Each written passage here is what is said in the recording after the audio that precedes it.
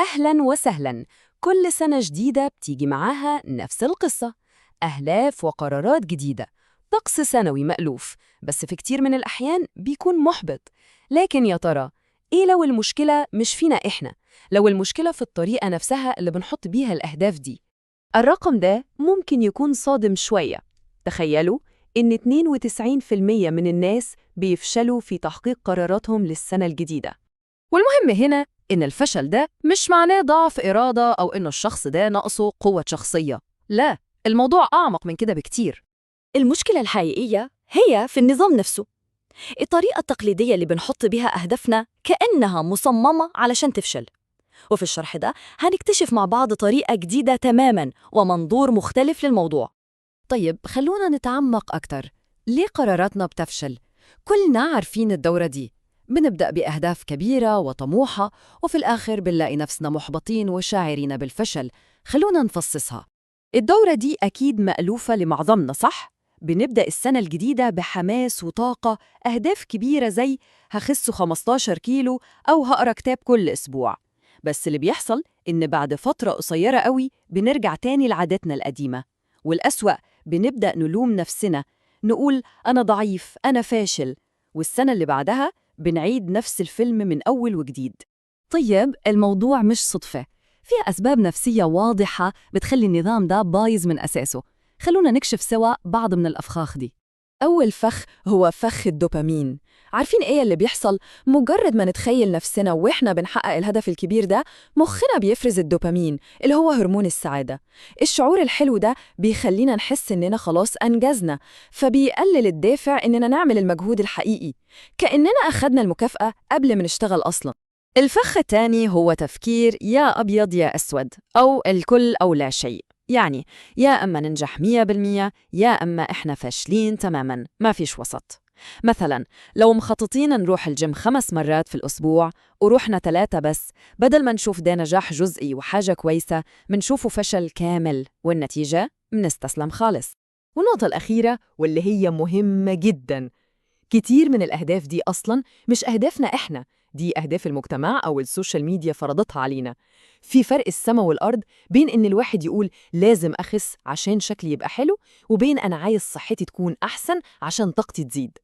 الأهداف اللي مش طالعة من جوانا ومن قيمنا الحقيقية نادراً جداً ما بتكمل. طيب إيه الحل؟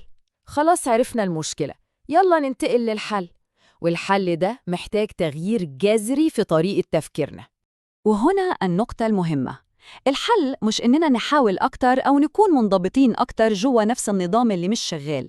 لا، الحل هو إن نتبنى عقلية مختلفة تماماً. تمام. دلوقتي خلونا نشوف شوية أدوات عملية، أدوات قوية وفيها رحمة بالنفس، ممكن تكون بديل عن فكرة القرارات التقليدية دي. فكرة لطيفة قوي. بدل ما نشوف السنة كلها واحدة واحدة بقرار واحد صارم، إيه رأيكم لو فكرنا فيها كأنها فصول، زي فصول السنة بالظبط؟ الشتاء للراحة والتفكير، والربيع للنمو وبدايات جديدة، الصيف للعب والتواصل مع الناس، والخريف عشان نحصد اللي زرعناه ونكون ممتنين. الطريقة دي بتخلي توقعاتنا منطقية أكتر وماشية مع طبيعة الحياة. أداة تانية عبقرية هي الكلمة الموجهة. يعني بدل ما نعمل قائمة طويلة عريضة من الأهداف، نختار كلمة واحدة بس.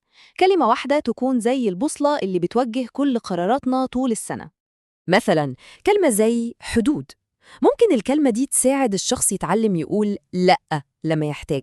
أو يمكن كلمة راحة، خصوصاً لو حد حاسس إنه غرقان في ثقافة الشغل المتواصل والإرهاق. أو حتى كلمة شجاعة لو حد عايز يجرب حاجات جديدة وياخد مخاطر. ومع كل قرار كبير أو صغير، السؤال بيكون هل القرار ده بيخدم الكلمة بتاعتي للسنة دي؟ وهنا في فكرة قوية جدا اسمها التصاريح النفسية. بدل ما نكتب قائمة لازم أعمل كذا وكذا، نكتب قائمة مسموح لي أعمل إيه. يعني مسموح لي أفشل، مسموح لي أغير رأيي، مسموح لي أرتاح من غير ما أحس بالذنب، مسموح لي أحط نفسي في الأول. مجرد كتابة التصاريح دي بتشيل من علينا حمل نفسي وضغط رهيب.